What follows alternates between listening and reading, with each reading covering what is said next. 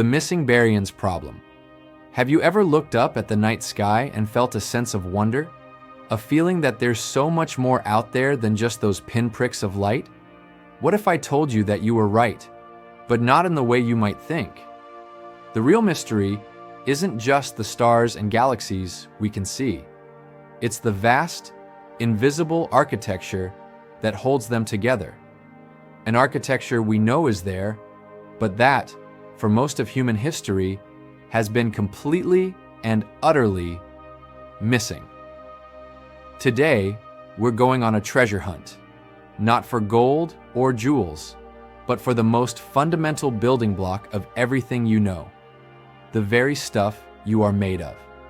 We are hunting for the universe's missing matter. And the story of this hunt is one of the greatest detective stories in all of science. Let's rewind the cosmic clock. For decades, our map of the universe was simple. There were stars, planets, gas clouds, and dust, all of it made of what scientists call baryonic matter. Now don't let the fancy words scare you. Baryonic matter is just stuff. The ordinary, tangible substance of reality. It's you, me, this camera, the air we breathe, the Earth, the sun, every star in every galaxy. It's the atoms and molecules that make up the visible cosmos. When cosmologists calculated how much of this ordinary matter should have been created in the Big Bang, they arrived at a specific number, a precise fingerprint of mass for the entire universe. It was a profound piece of knowledge, like knowing exactly how much clay the cosmic potter had to work with. But then, they went looking for it. They added up everything they could see. Every star, every galaxy, every wisp of nebulous gas they could detect with their most powerful telescopes. They scoured the light from the farthest reaches of space and time, and they came up short. Drastically short. Where the cosmic ledger said there should be 100 units of this ordinary matter, our telescopes could only find about 10, maybe 15 on a good day. 90% of the normal matter in the universe was just gone, vanished, without a trace. This became known as the missing baryons problem, and it was a crisis. It meant our inventory of the cosmos was wildly incomplete. We were like an archaeologist who has a complete blueprint for a magnificent cathedral, but when they visit the site, they only find a single crumbling wall. Where is the rest of the building? The immediate suspect, the one you've probably heard of, is dark matter. And yes, dark matter is a whole other, even deeper mystery. A shadowy, non-baryonic substance that exerts gravity but doesn't interact with light. But that's not what we're talking about today. The missing baryons are different. This isn't some exotic, unknown particle.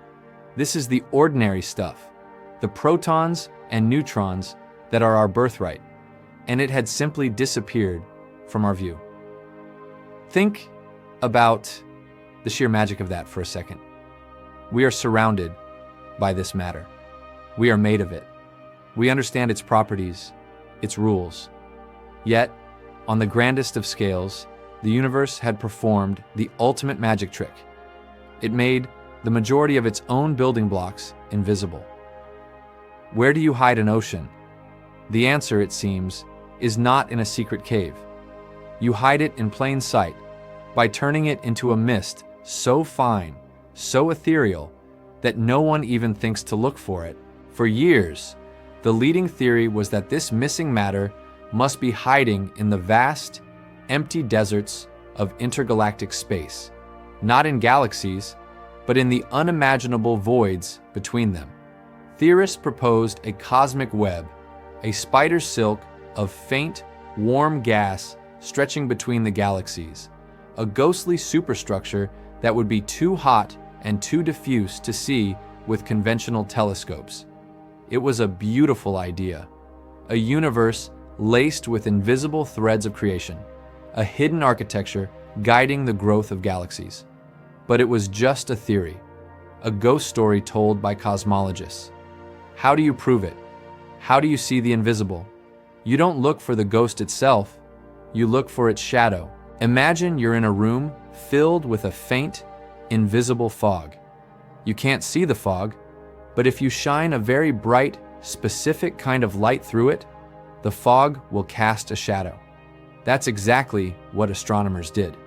Their bright light was the most powerful and distant flashlights in the universe, quasars. Quasars are the cores of ancient galaxies, powered by supermassive black holes feasting on matter. They are cosmic lighthouses, blazing with an intensity that can outshine entire galaxies.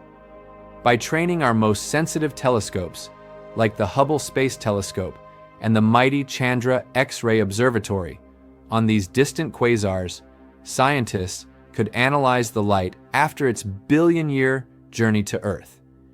They weren't looking for the light that was there. They were looking for the light that was missing. Specific, fine slivers of the light spectrum that had been subtly absorbed during its long voyage. It was like finding a unique fingerprint on the window pane of the cosmos. And after decades of searching, they found it. The light from these quasars showed faint, telltale signs of having passed through something. Not solid clouds, but a tenuous, incredibly hot plasma woven into the cosmic web. This wasn't cold, dark gas. This was a searing, intergalactic fog, heated to millions of degrees. So hot it glowed not in visible light, but in low-energy X-rays. This is why we couldn't see it. Our eyes and our optical telescopes are blind to this kind of energy. We were looking for a castle in the mist, but the mist itself was the castle. The empty space wasn't empty at all. It was filled with an ocean of scalding hot, ordinary matter. They named this the WHIM, the warm-hot Intergalactic Medium. It's a fantastic name. It sounds like a gentle breeze, but it's a hurricane of protons and electrons, a plasma so diffuse that a single cubic meter of it might contain only a few particles. A vacuum far better than anything we can create on Earth. But when you add up the sheer volume of it, stretching across billions of light years, it accounts for almost exactly the missing mass. The case was closing, the treasure had been found. But the story doesn't end there, because finding the WHIM was like hearing a whisper in a hurricane. The signal was so faint, so difficult to untangle, that we needed more proof. We needed to not just see its shadow, but to feel its presence.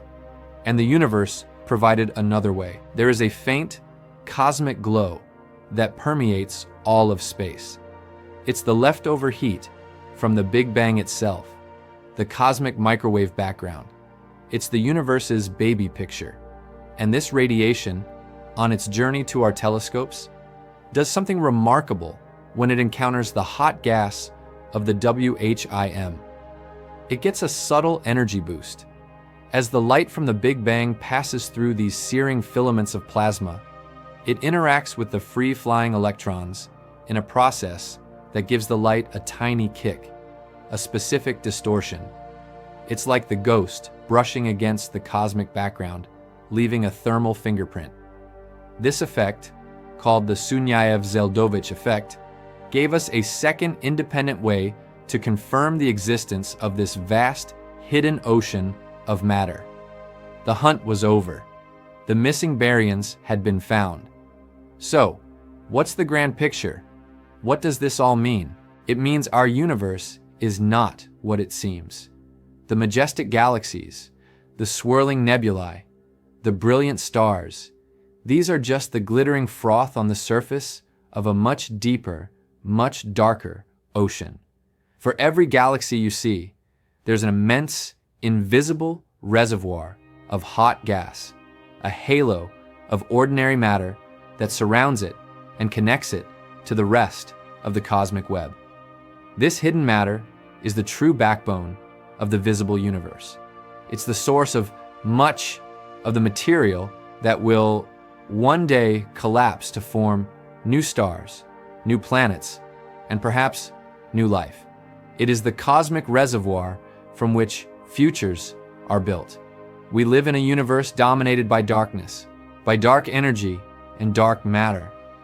But the ordinary stuff, our stuff, has been hiding in plain sight all along, woven into the very fabric of space itself. The discovery of the missing baryons is one of the greatest triumphs of modern astrophysics. It's a testament to human curiosity and ingenuity. We were faced with a paradox, a universe that had lost most of its mass, and we didn't give up. We built better tools, we thought of cleverer ways to see, and we peeled back another layer of cosmic reality. It shows us that the universe is far stranger, far more magical, and far more interconnected than we ever imagined. The emptiness of space is an illusion. It is alive with structure, with history, with a searing heat that tells the story of creation itself. We are not just inhabitants of a small rock orbiting an average star.